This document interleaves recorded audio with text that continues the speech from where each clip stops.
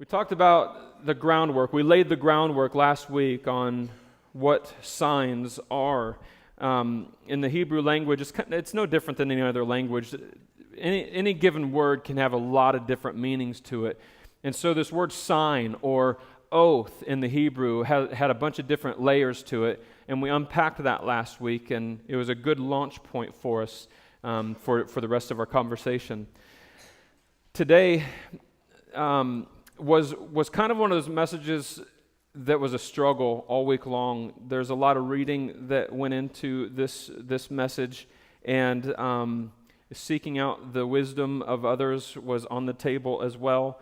And so I'm thankful for the resources that are there. But I'll be honest with you, even up till Friday, y'all, normally I'm like much more ahead of things as far as the message is concerned. But I'll be honest, I was freaking out a little bit because I knew that the section that we're going to be going through today, I knew that I needed to land on it, but I was like, I don't get it. And it's never a good thing to talk about stuff that you don't know about, especially in church. So, but there was a light that switched, and so I'm pumped for today. I think we're all going to walk out of here a bit different, a bit changed than when we first walked in. So there's a few things that I need to spell out this morning. I left my black marker on my seat.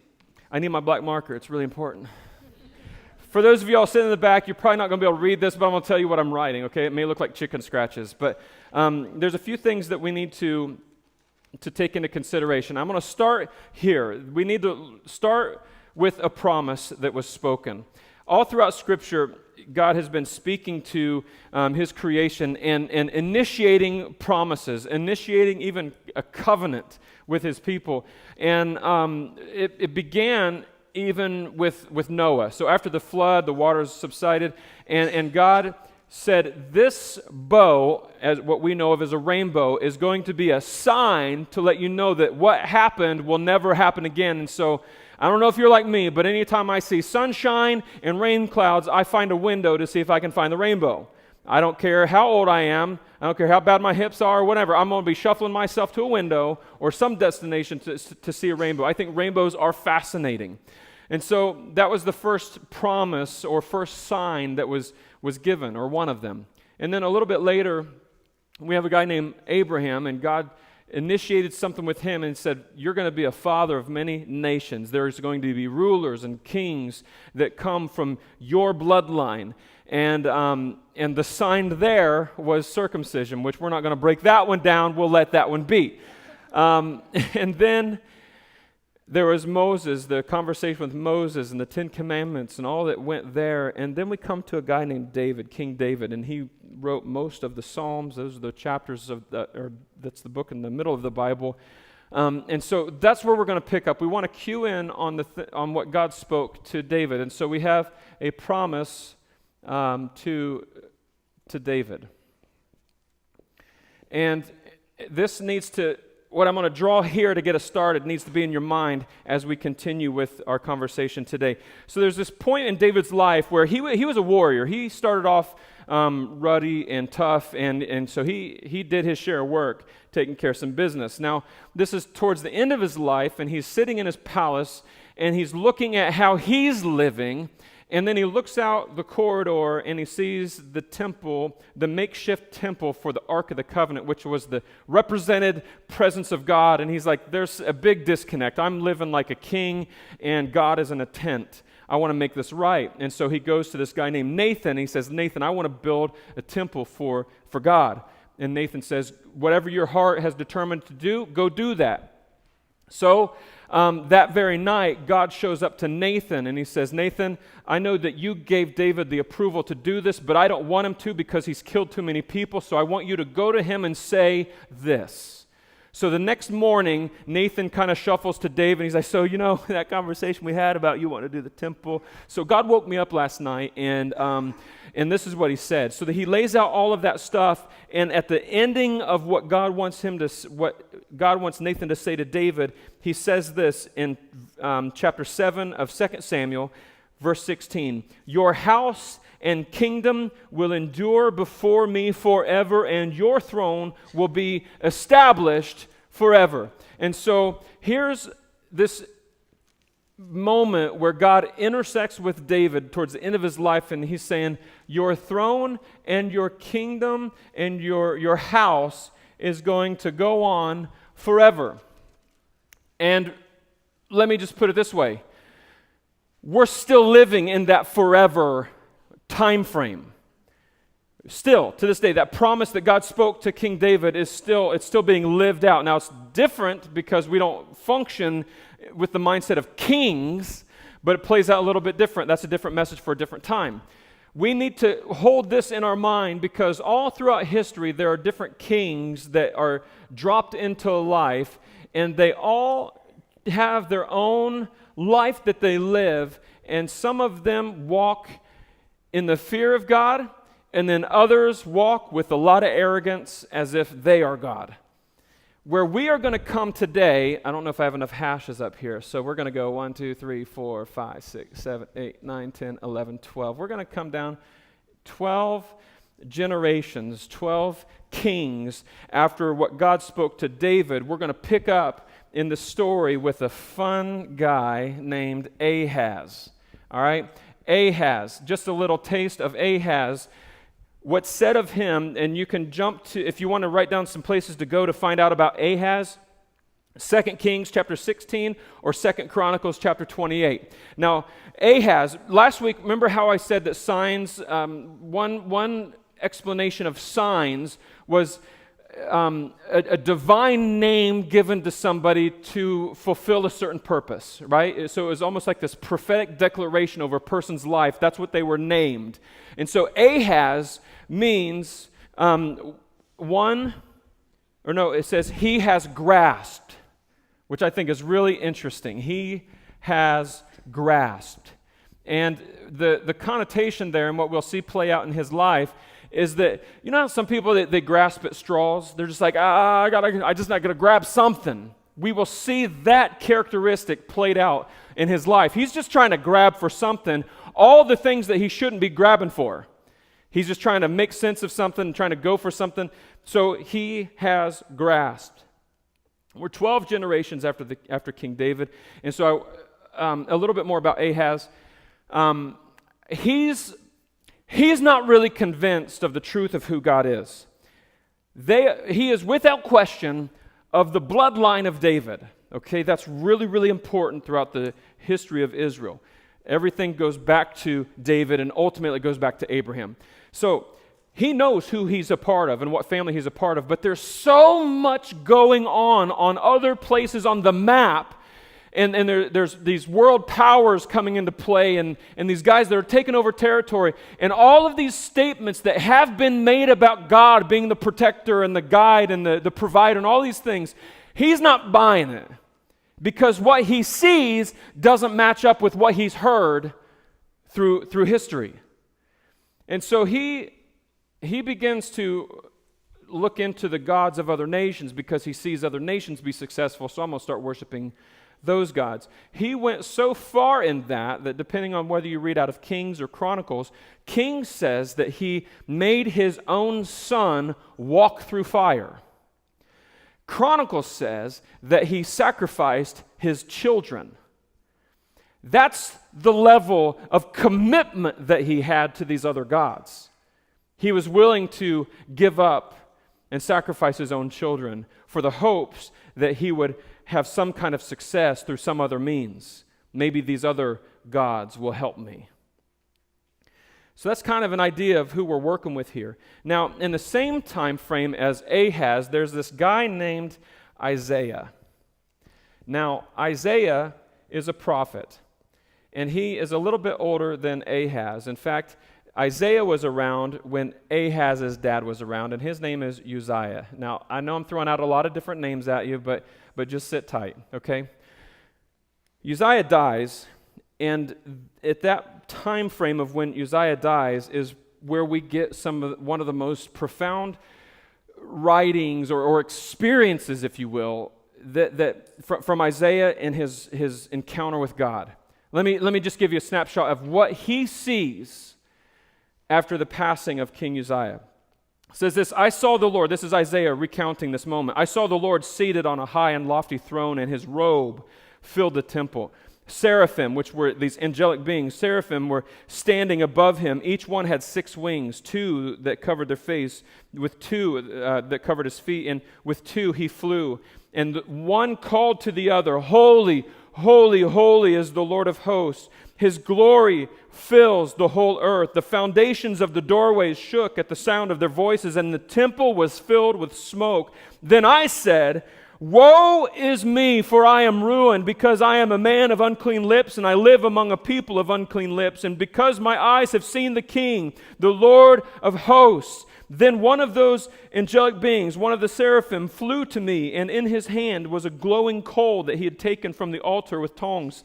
And he touched my mouth with it and said, "Now that this has touched your lips, your wickedness is removed and your sin is atoned for." Then I heard the voice of the Lord saying, "Who should I send? Who will go for us?" And I said, "Here I am, send me." That is the context for the rest of Isaiah's life that he works from. He's working from a lens of being in the Holy of Holies. And he speaks from that context. He listens to God from that context. And so I don't know about you, but if I saw that scene, I wouldn't be afraid to say anything to anybody because I know there's another realm greater and bigger than you are. And so Isaiah has this profound moment in the kingdom of heaven. This is this vision where he was being initiated to be a mouthpiece for God. And then some stuff happens. Uzziah dies. Ahaz takes over, the guy whose name means he has grasped. Now I need to redraw some things. Y'all got this? The little timeline here, we're 12 deep in the line of David. Now, there's something really important that we need to keep in mind when we approach anything prophetic, and specifically with Isaiah. There's some imagery that we need to consider when we understand a prophetic word that's spoken. Here's Isaiah, okay? He's just had an encounter with heaven. That's what heaven looks like, in case you want to know, okay? In that moment in heaven, he understands, I am now a mouthpiece. I will speak the things that God has shared with me, and I will speak them to whoever, whenever I need to. Now, this is life. Here's this moment. I'm going to spell this moment out. There's a lot of chaos going on right now, and I'll draw this chaos in a hot second. God speaks to Isaiah for this moment, but with partial understanding, the things that Isaiah speaks, it ripples through history, through the future, days that have not been lived yet. Well, on our end, they have, but let me speak to the things that he spoke to, okay?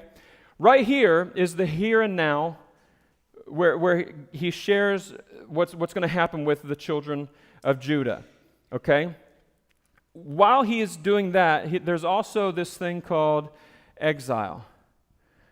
He speaks to that in a little bit. Then he speaks to a Messiah, that there's going to be a Messiah coming.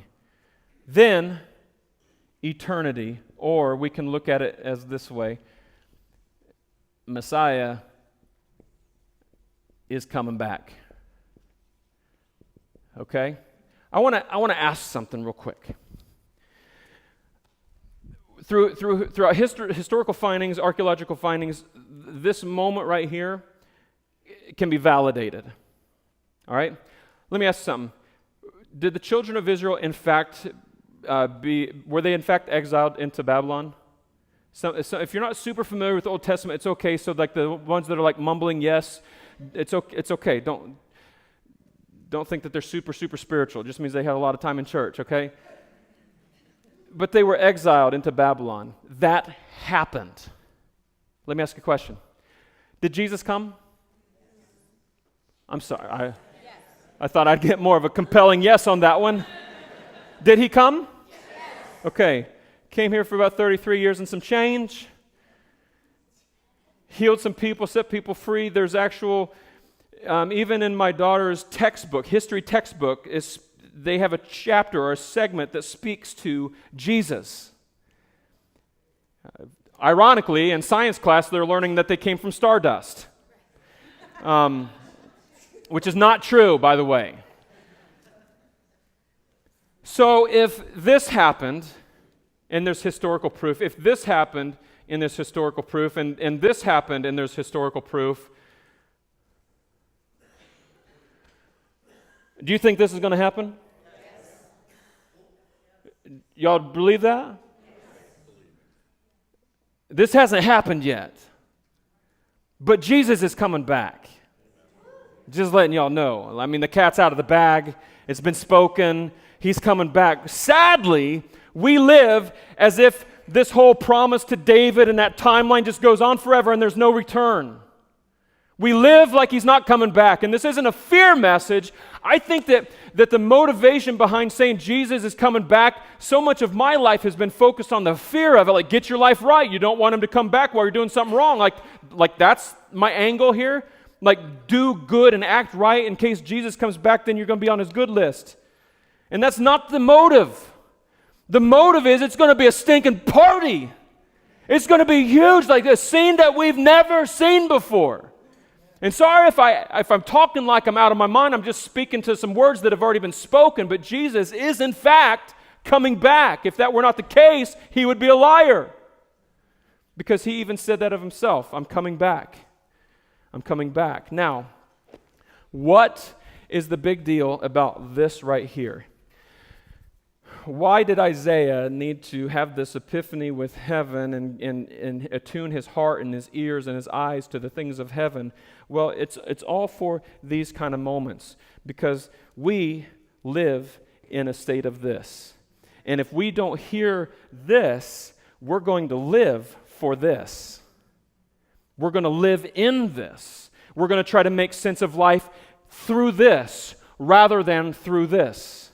This is paramount for our understanding, individually and as a gathering of believers.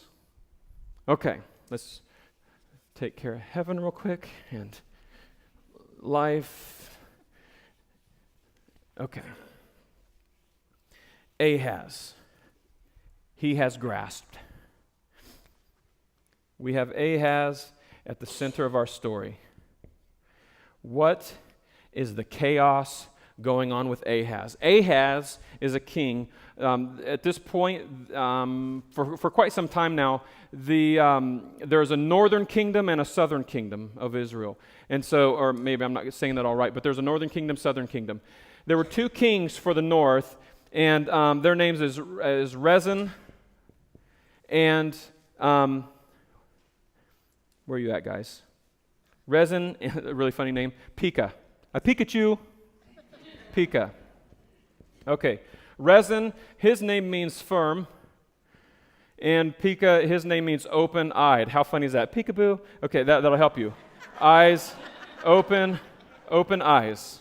Pekah. No idea if that's where they got it from, but we're going to borrow it. So firm, and then eyes open.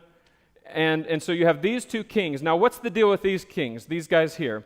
Well, they're kind of frustrated at this guy. They're actually coming to attack Ahaz and overthrow him to put in a puppet king. Why are they going to that detail? Why? Already, they have laid siege on the people of Judah. And they've tried to overthrow on a couple different times, and they've just not been successful. All because there's this guy over here named Tiglath, if I get that right. Let me make sure my spelling's right. Tiglath. Where are you at, Tiglath? Tiglath-Pileser. Pileser. Y'all didn't come here for a Hebrew lesson, but I'm just going to throw all these out here. Watch how crazy this one is. Tiglath-Pileser's name means, where are you at?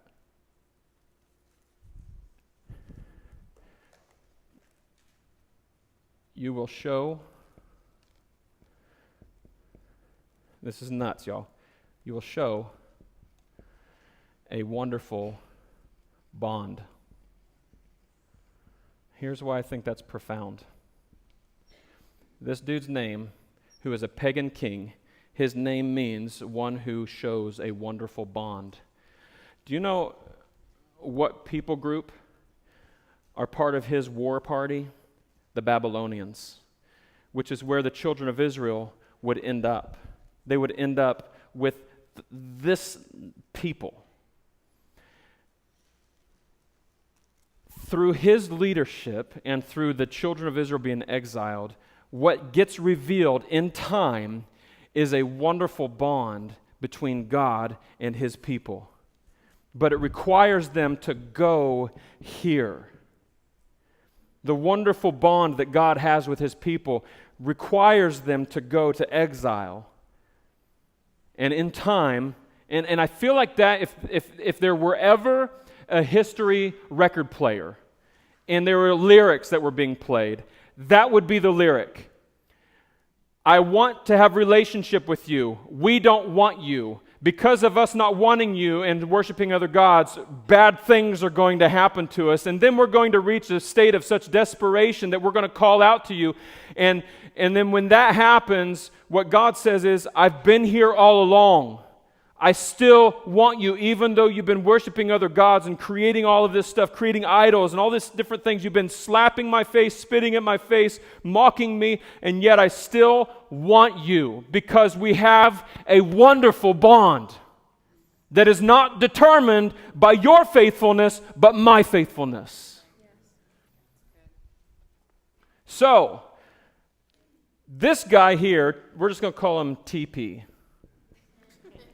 TP is a world power at this time, and he is gaining momentum towards this region. These two guys here see that happening, and they're like, if we unite, we can overthrow that guy. Ahaz is a little bit smarter than these guys, only on this way. He's like, it doesn't matter how many people you pull together, nobody's going to overthrow him right now. He is the man today. Nobody's going to overthrow him. So they come to him. He says no to them. They want to fight him because of him. That's the world chaos happening right now.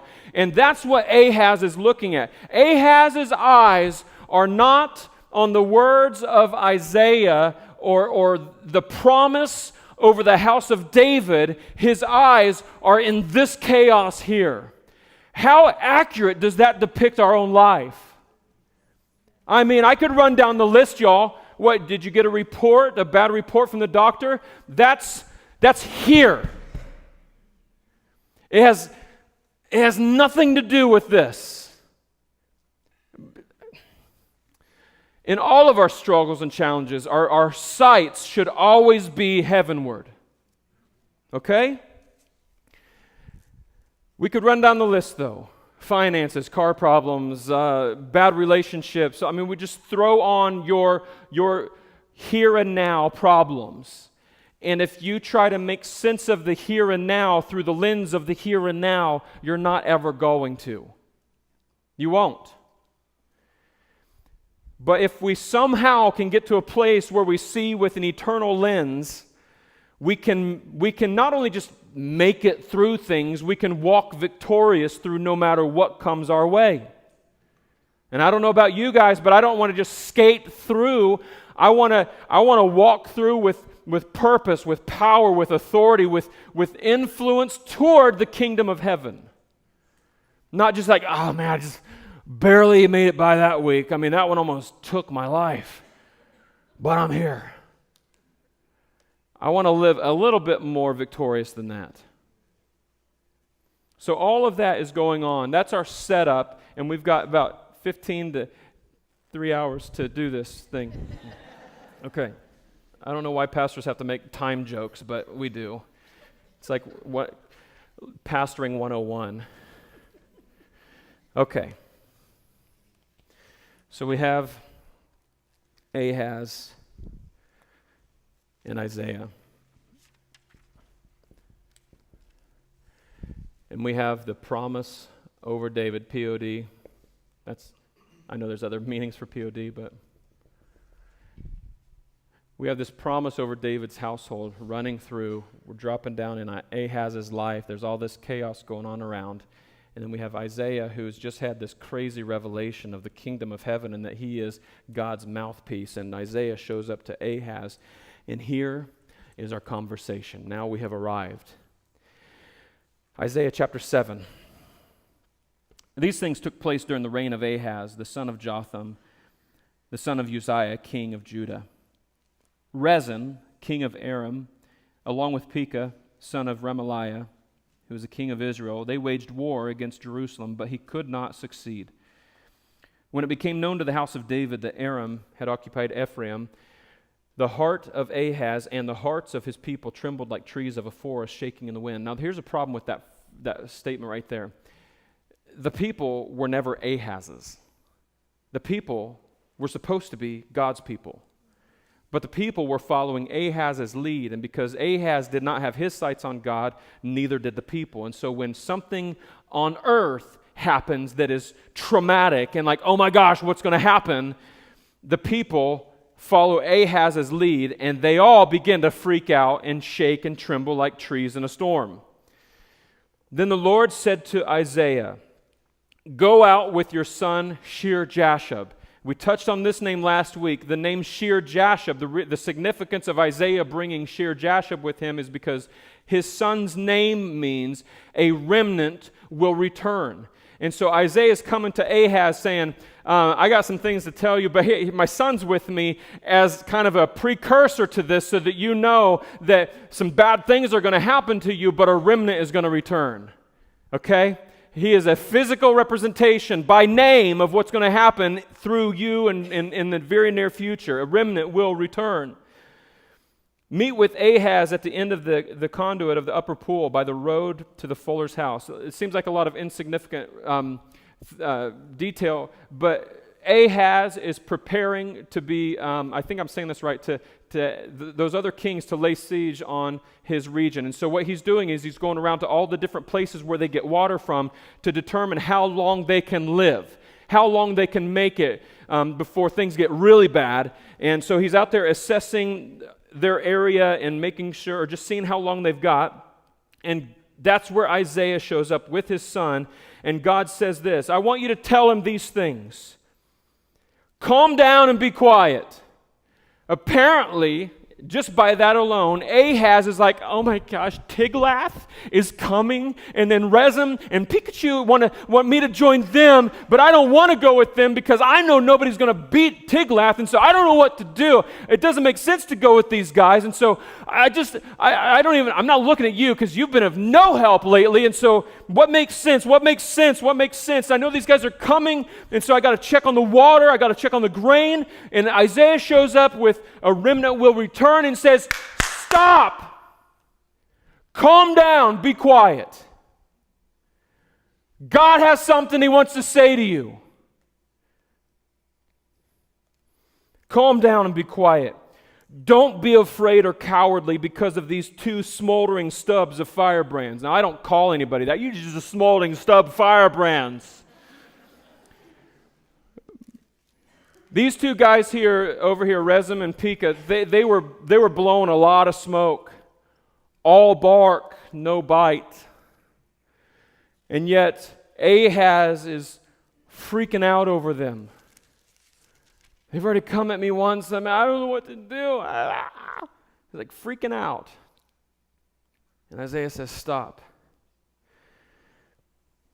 Their anger is nothing but smoke. There's no heat behind it. There's no fire behind it. It's just a presentation. So stop being afraid. He says that they've definitely, this is God speaking, where those two guys have definitely set a plan to attack you, to terrorize it, and to conquer it for themselves. And the whole intent was to overthrow Ahaz, to throw in a puppet king, so then they could go to try to defeat Tiglath. And this is what the Lord says. This is verse 7. It will not happen. It will not occur. And then there's some verbiage here that would take too long to explain. There's basically some insight on what the next few years will look like. And then at the very end of verse 9, he says this, if you don't stand firm in your faith, then you will not stand at all. if you don't stand firm in your faith, and see, he didn't even know what to do with that because his faith was misplaced. I stand firm in my faith. I mean, I'm kind of like, I don't even know why you're talking to me, because I've been worshiping, I've even like given up some of my kids in the sacrifice for this other God. What are you coming at me talking about faith? Stand firm in your faith, or else you will not stand. That goes back to even, some of y'all's translations might say, if you do not stand firm in your faith, then you will not be established. What was God's promise to David? I will establish your home and your kingdom forever.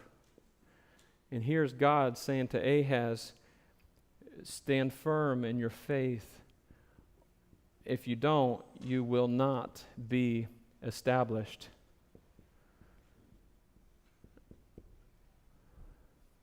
Are y'all curious what Ahaz did with this information? We'll get to it in a hot second. Because God shows up again. This is Isaiah chapter 7, verse 10. Then the Lord spoke again to Ahaz, this king who is obviously a hot mess. Watch this. God spoke to Ahaz again. Ask for a sign from the Lord your God, from the depths of Sheol to the heights of heaven. God's basically saying through Isaiah, I believe, pick your realm. Hell to heaven. Pick your realm.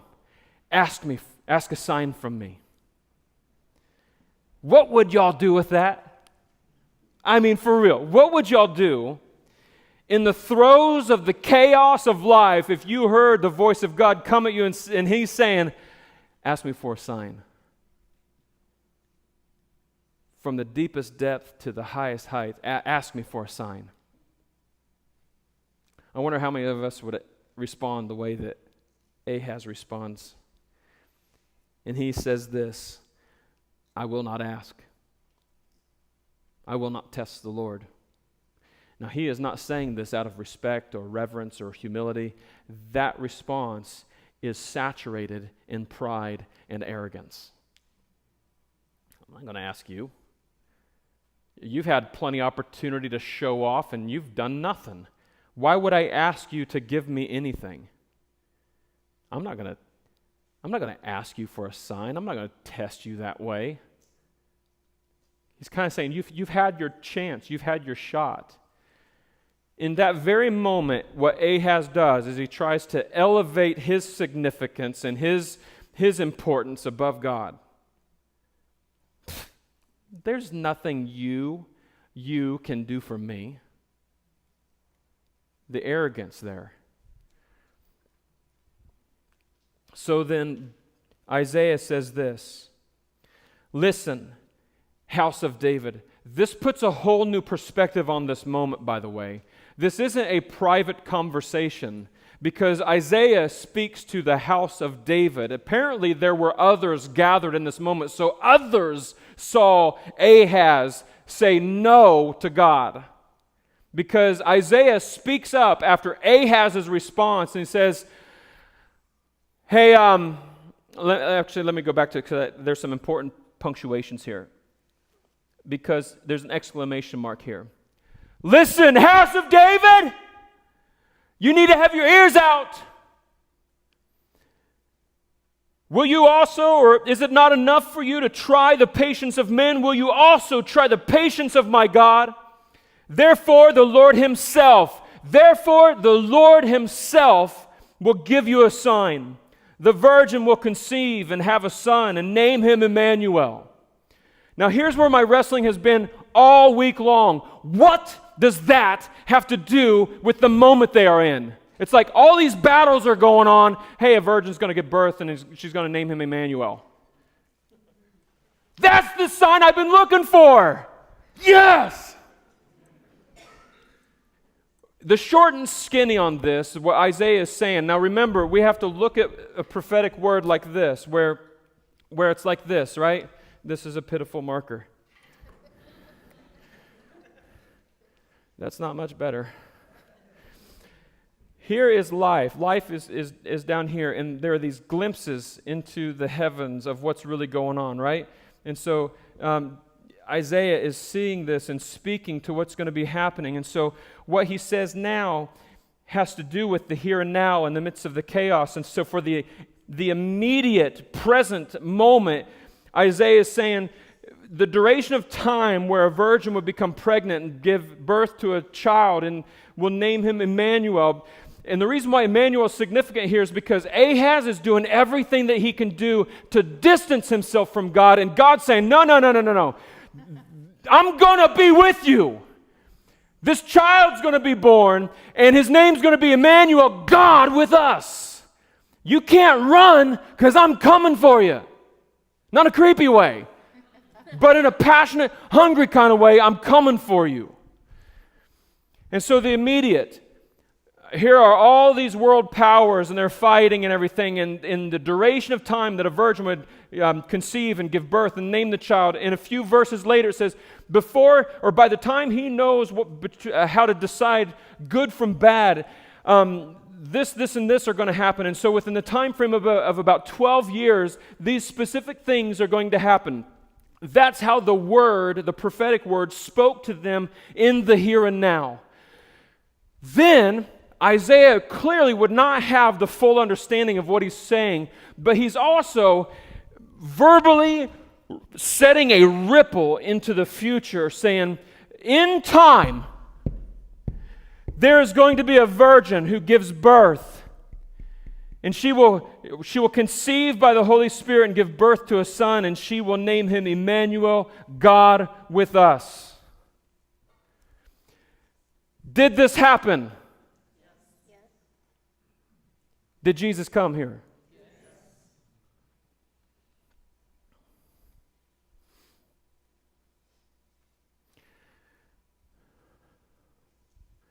And we know that he's coming back.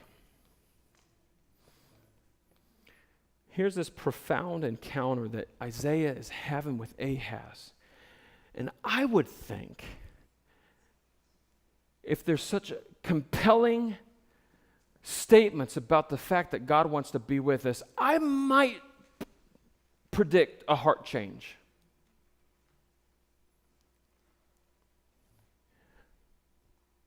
But this is crazy. This is insane how Ahaz responds. 2 Kings. All along, so Ahaz, I didn't say this might have been pertinent. Ahaz, when he became king, he was 20 years old and he reigned for 16, and so he was 36 when he died. Within the scope of that 16 years, all of this chaos is happening. And while the chaos is happening, so with Tiglath, right? Ahaz is trying to butter him up with, this is gross, he goes into the temple. And there's silver and gold in the temple. There's silver and gold in the palace, stuff that has been there since probably David's time, right? And he pulls all of these things out of their storage and takes them to TP. Hey, big guy, I know you're coming this direction, but I just want you to know I'm on your side, and here's a bunch of goods, historical goods. You know David, you remember David? Have you heard about David? I got some of their stuff, his stuff, and like I just, it doesn't mean anything to me. I just want you to have it. And so can I find favor in your eyes? And strangely enough, his buttering up did nothing. Tiglath still came. I think Tiglath put up with it for some time. But it's interesting how that guy's name, to show a wonderful bond, it's just crazy how that played out. And I know right now I'm not doing a phenomenal job explaining it, but sitting on this and looking at how all of this dysfunction revealed God's bond with his people. Now watch this.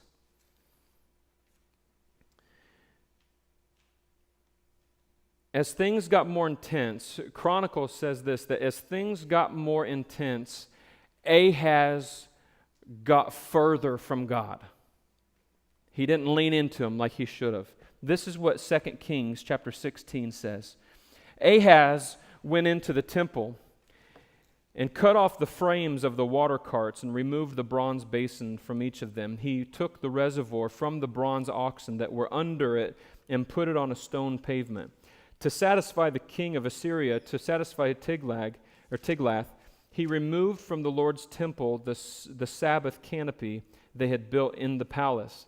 And he closed the outer entrance for the king. Now, I know, as I read that, none of you were like, oh my gosh, how dare he? But let's go back and articulate just what he did. The water carts, the frames of the water carts, removed the bronze basin of each of them. He took the reservoir from the bronze oxen that were put under it and put it on a stone pavement. In the temple, there was this basin that was used by the priests for cleansing.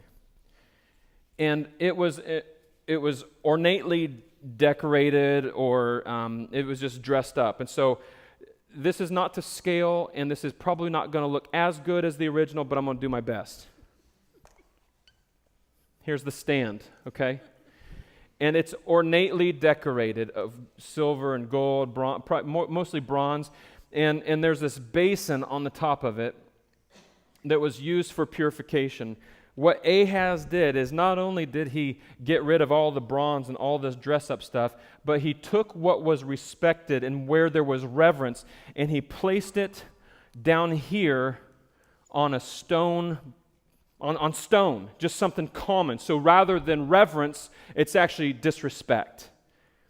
And by doing that, he's saying, I'm taking what's valuable, perceived as valuable, and by the way, while I'm doing this, I'm letting y'all know I don't give a rip about any cleanliness of anything. Any purification of the heart, whatever. Just take it off of there and put it on the ground. That's where he starts. Then, in a little bit,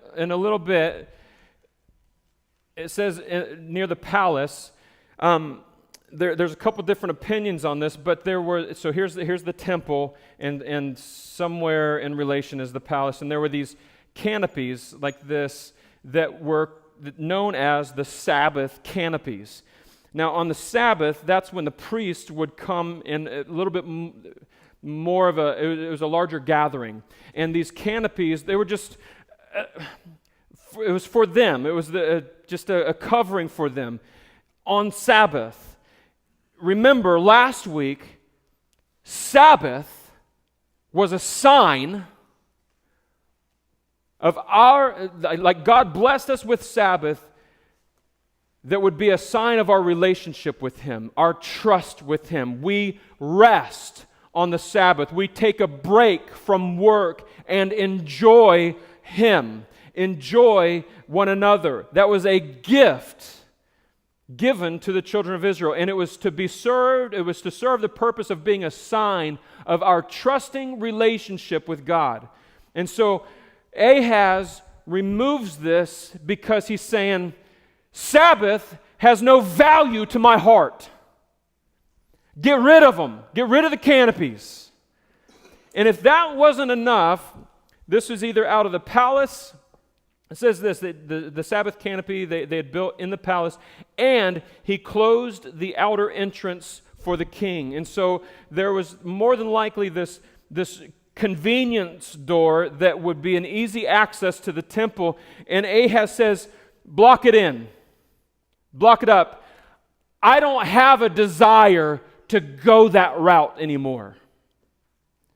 So I'm going to take down what is viewed as holy and put it down on the floor where it's common, and I'm going to take away any Sabbath visual, and I'm going to block up any door that would grant me entrance to the temple. That was his response to God saying, ask me for a sign. And how many of our days have gone by where we act the same way? Where we mock God, or we don't trust Him because of what we see. I mean, our world, I don't land on it a lot, but our world it's had some more rosy days. And it's amazing the verbiage that comes out of people's mouths towards God because of the day that we live in. This hasn't changed. His desire to keep and maintain an everlasting kingdom hasn't changed. See, the kingdom of David is kind of like a mirror kingdom to the kingdom of heaven. It's supposed to be the tangible representation of something that's yet to come. And so Jesus was a fulfillment of David, meaning Jesus helped fulfill a lot of things that were spoken over David. So when we say yes to Jesus, it's not just, oh, I'm saved. No, I'm not sinful anymore. Like we so minimize the powerful work of salvation. I think we have such a small view of what we've just entered into when we start walking with Jesus. It's not behavior management. It's kingdom conversations, y'all. And I apologize for any teaching that I've ever done that would minimize what salvation is, because it goes back to like a realm that Isaiah encountered where angels are singing, holy, holy, holy. It's not just so that you can get some things paid off and life's better here and now. Does that make sense? My question for us this morning is, throughout the course of your life, what signs of hope has God given you? Second to that, what have you done with them? Did you get all Ahaz on the sign? Or did you grab a hold of it and let it be a source of hope for your life? I'm convinced that God is speaking to us all the time. It's just we have really stubborn hearts and really thick heads.